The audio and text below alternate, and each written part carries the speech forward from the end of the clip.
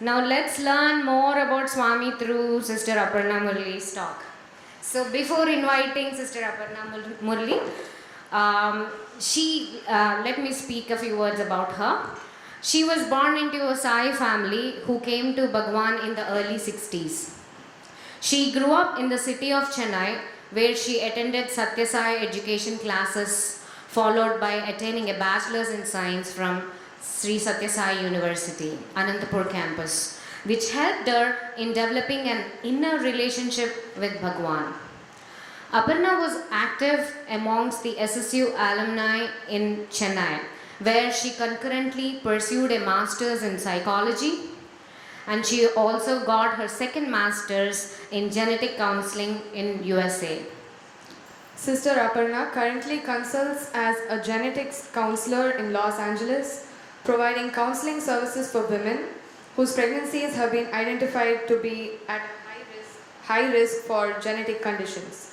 Sister Aparna has been active in the organization and held leadership positions at all levels, starting from Center Devotional Coordinator, Regional YA Coordinator, and recently served as Zone 1 YA Coordinator, which includes Canada, Israel, West Indies, and the United States of America. She has also spoken at Sai events in US, Canada, Trinidad and Tobago, as well as in Prashanti Nilayam. And Sister Aparna has actively been involved with SSE since 2005. For the past 7 years, she has taught all age groups and is currently teaching Group 3 in Glendale SSE. As it is said, a teacher is a perpetual student. She draws her inspiration, encouragement, and excitement from Bhagwan's eternal yet practical wisdom. And in addition, she is a consummate storyteller, a videographer, actor, poet, playwright. In Swami's name, we invite Sister Aparna Murali to cordially come onto the stage and recharge us with an excitement. And we would like to see all these traits: an actor, a storyteller, a videographer, etc. Thank you.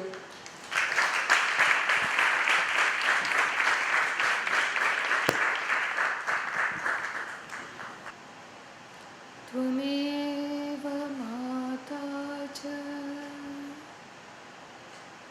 पिता त्वमेव त्वमेव बन्धुश्च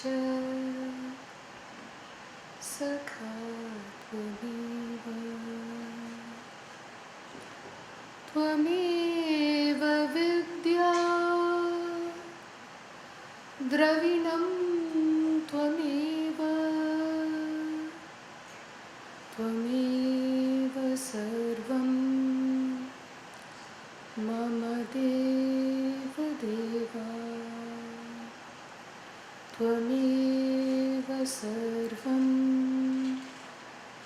श्री साई देवा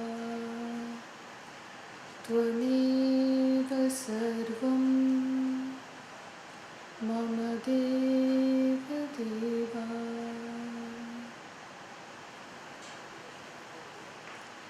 My love and gratitude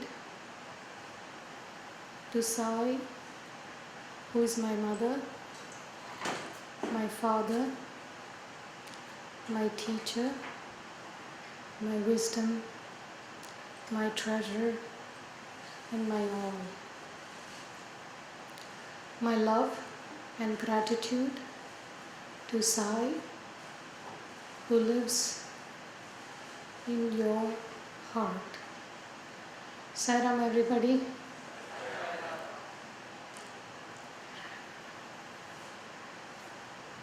I'm not very fond of chocolate, but I love this M&Ms. Both your names are M's, right? That's the best M&Ms that we have had.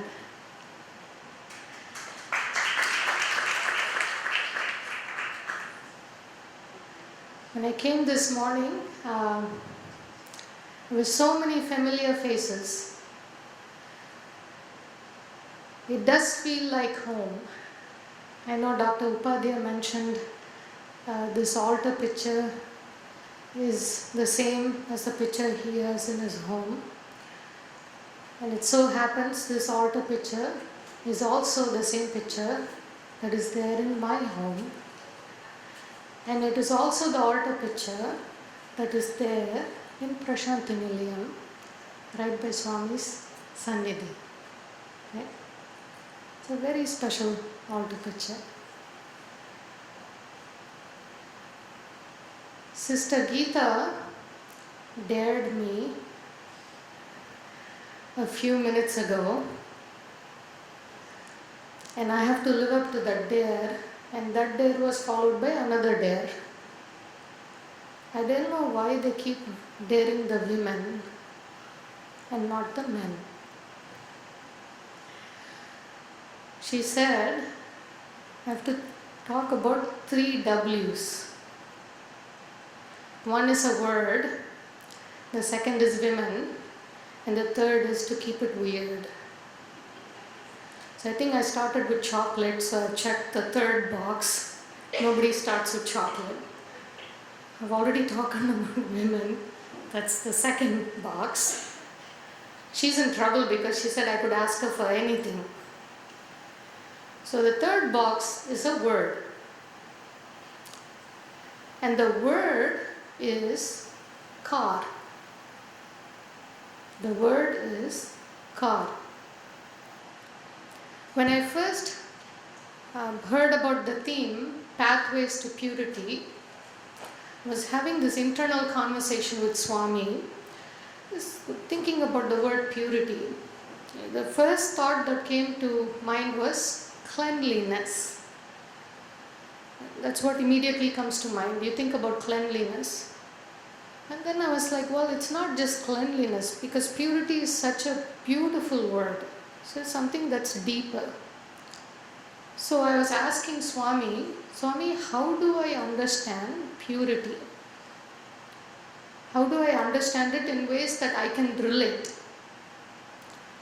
So then he said, think about cars.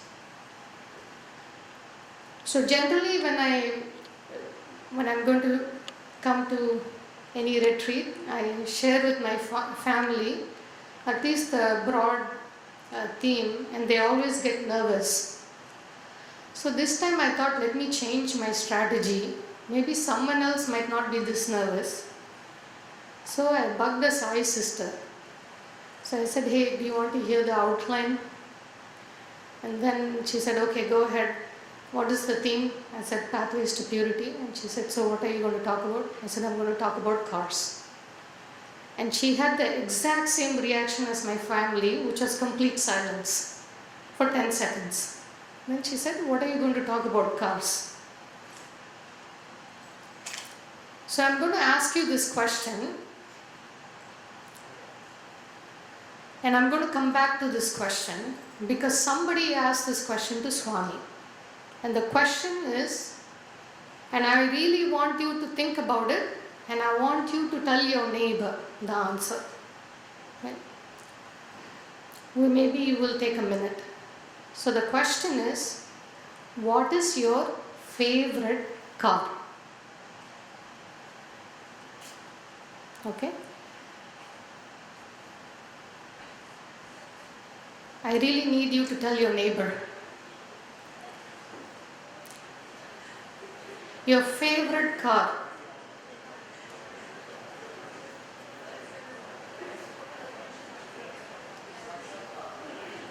Sakshatkar, that's a fantastic spin on the car.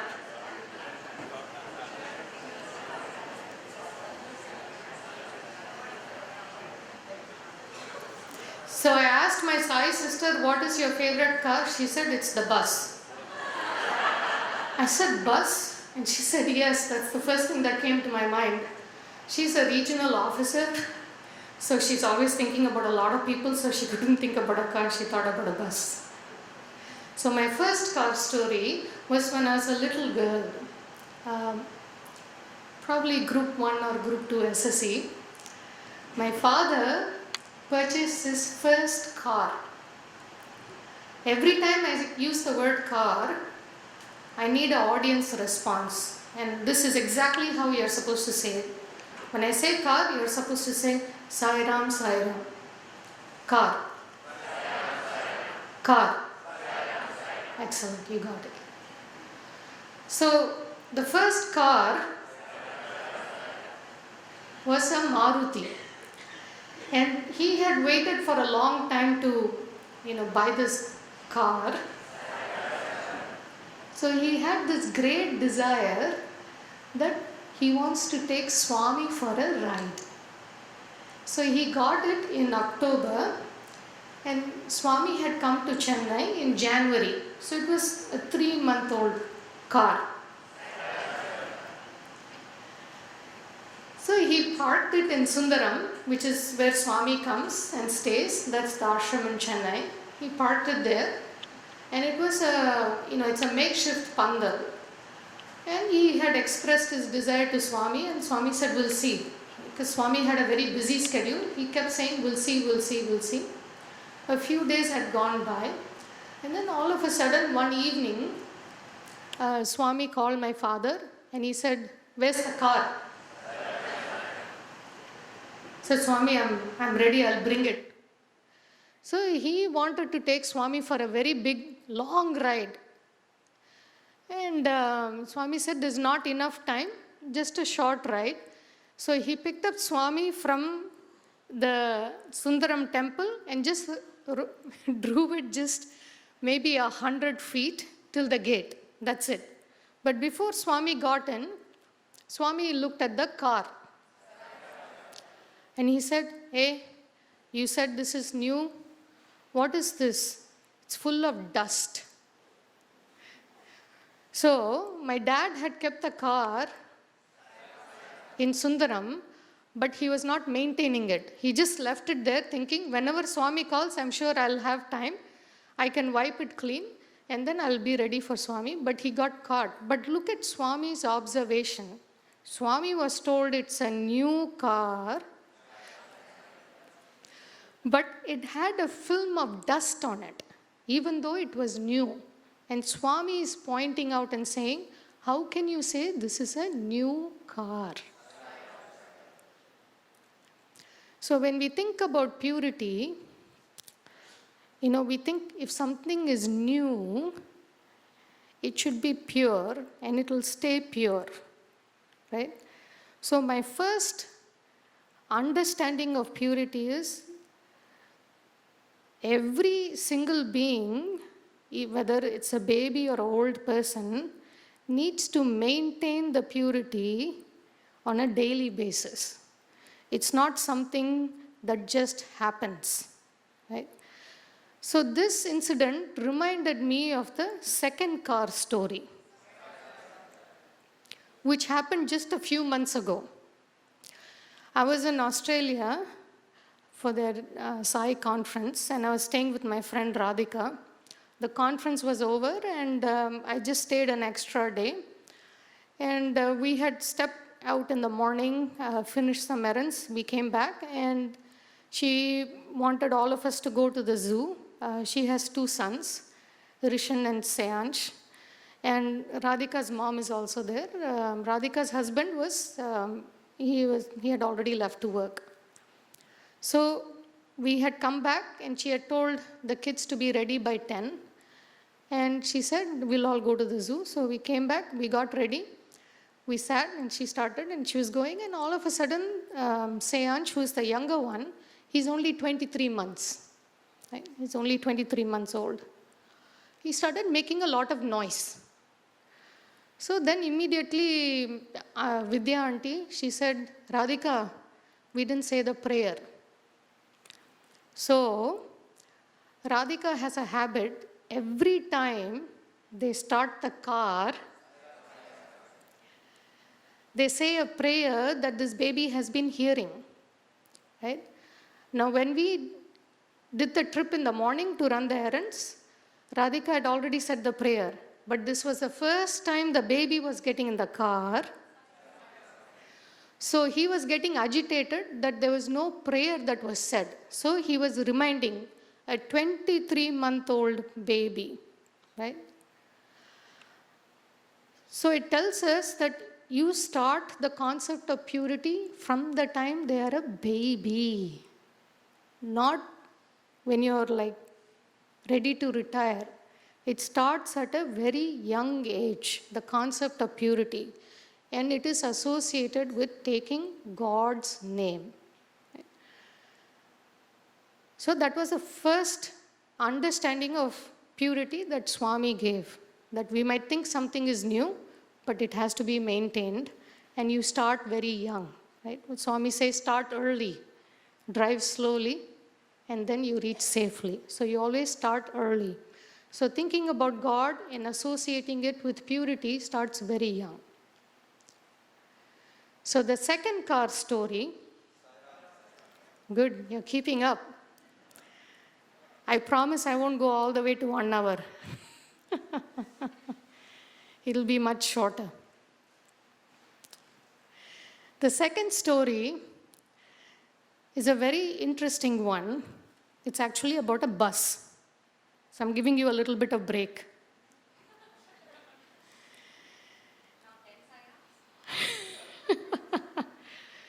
Bus is very big, so we'll just say it internally. So Swami was in Kodaikanal, and he was on his way to Kodaikanal actually, and Swami was in the car and the students were in the bus. So sometimes Swami switches places and he goes with the students. So he will be in the bus traveling for a little distance, and everybody enjoys the ride with Swami. So it so happened that it was a time when Swami had switched places. So Swami was sitting in the bus and they were all having a good time, singing bhajans. Swami was cracking jokes. And then all of a sudden Swami pointed out, hey, look at the people on the street. They are all doing namaskaram to my car. But Swami is not there. Swami is inside the bus. Right? Swami is inside the bus. But everybody is thinking Swami is in the car. And they are throwing flowers, they are throwing garlands. And then they are not even realizing. So then Swami told the students, see, this is the effect of company. The car is associated with me, so is associated with purity. The bus is associated with the boys. So there's no respect for the bus. So even God loses his value when he associates with the wrong company. The car that is always associated with God, even though it is empty, has so much value to it. Right? So company is very important for purity. Right? And Swami has said, when you think about, I shared this in the workshop 1. Swami has said, when you think about dust, when it is with air, it rises. But when it is mixed with water, it goes down. So the company that you keep is very, very important for your purity. How pure your thoughts will be. So the company that matters. So the first one is you start young. You start very young and you maintain it. The second understanding of purity is the company that you keep. The third story, and this is something that folks who have driven cars in India or who have a manual transmission, not an automatic transmission, will get this part. So one time, Swami was asked this question about surrender. How do we surrender? How do we practice surrender? So Swami gave the example of the 4 gears in the car. He said first gear, second gear, third and fourth, and then you have reverse. Right? So he said surrender is like the clutch. So you're shifting gears. You're never going to be in the same gear. When you start, you might be in the first gear, but as you gain speed, you're going to be switching, right? Second gear, third gear, fourth gear, and you can be in top gear if there is no obstruction. You're cruising around. So Swami said, life is also filled with different situations, different speeds. And he compared it to joy and sorrow. Joy and sorrow. So every time you transition from joy to sorrow, you apply the clutch of surrender. So then the transition is smooth, but you never stay in the same speed, right? It always keeps changing. So Swami said, joy is not permanent, sorrow is also not permanent. It keeps switching. But if you remember to apply the clutch of surrender, then your transition tends to be a little bit more smooth, right? Otherwise, you'll be stalling. If you don't apply the clutch, the car will... Oh, I'm losing you guys now. I'm going to start singing. That will definitely wake you up and make you run. So that helps you to switch gears and make it more smooth without jerking, right? So Swami said, to apply the clutch of surrender.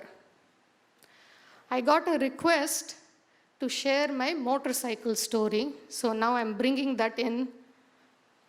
Next time I should avoid requests. I'm just teasing. So to elaborate on the concept of surrender, I'm going to bring in my motorbike story. Some of you might have already heard it. The funny thing is, I try to avoid sharing this story because I kind of got bored of it. But then I feel like every time I make a conscious decision of not to share this story, somebody will ask me, can you please share this story? So Swami is reminding me I have not learnt my lesson completely, that I need to be reminded. He uses you to teach you. You know, Swami works through you and on you. He does both. It's like in a lot of people speak Tamil here, I heard that. So, oru kallula rendu manga. You know, you throw one stone, you get 2 mangoes. It's a master strategist. So the concept of surrender, and I shared this actually with the group 3 and group 4 children this morning, a fun group. So I was in my final year in Anantapur, and January, it's sports meet time. And we have this sports and cultural program. It's a very elaborate affair, extremely elaborate affair. And the only goal that we have is we want to do something very daring. And Swami will it's very clever. He will go and make all 3 campuses compete with each other. He will go and tell the girls, oh, the boys are very good, they are doing this. He will go and tell the boys, oh, girls are very good, they are doing this. You know, he'll make sure everybody is competing. So we want to do something that will, pretty much guarantee that we'll fall down, break our bones, we'll bleed, and we feel very happy about it. Can you imagine, teenage kids who want to do daring things, all because you want to hear 2 words from Swami? It's like, that's all we want to hear. 2 words from Swami. Chala santosham. Very happy. For those 2 words, the things that we will do, it's the best Atkin diet. For 3 months, we will work very hard, very, very hard. Towards the, January, even classes get rescheduled. So everybody is working together. It's a phenomenal experience. And the best part of it is, we think as one. It's not like, among the Anantapur campus, we are not thinking, oh, the yoga group and the dance group, the bicycle group, the motorbike group. No, we are thinking all of us are one entity. I think Dr. Upadhyaya in the morning, he shared such a sweet story about unity. Why that is so important? It's very true. For Swami, unity is the most attractive quality that he likes. among all his devotees. So, as part of the sports and cultural event, there is a procession which precedes Swami's chariot. And that procession, the sequence is we have Sai Gita, and then we have Vedam chanting brothers, and then we have the brothers who are doing Bhangra, and then we have the piloting students. So the piloting students are selected 4 from each campus, and the only qualification that we need is we should know how to ride a bike at 0.3 miles an hour. That means you should be able to drive the bike, a motorbike, very slowly. A motorbike. So this is how Swami preps you for life. You do slow things fast and fast things slow. Okay? So we had gotten ready. We had practiced, and the evening before, Swami had sent new bikes for all the students. Brand new bikes. Hero Honda, sleek, black bikes.